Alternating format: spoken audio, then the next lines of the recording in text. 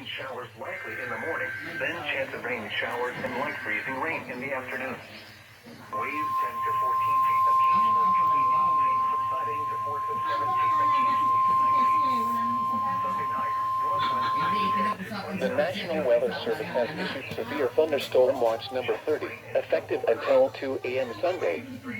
This watch includes the following counties in Illinois: Boone, Bureau, Carroll, DeKalb, Ford, Grundy, Kane, Kendall, LaSalle, Lee, Livingston, Marshall, McHenry, McLean, Ogle, Stevenson, Whiteside, Winnebago, and Woodford. Oh, wow.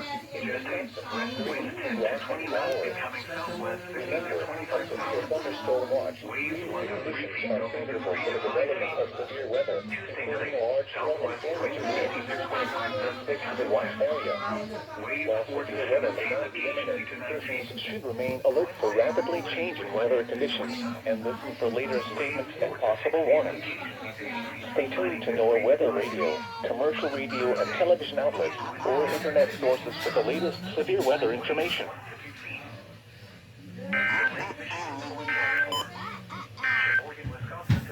This is NOAA's Weather Radio.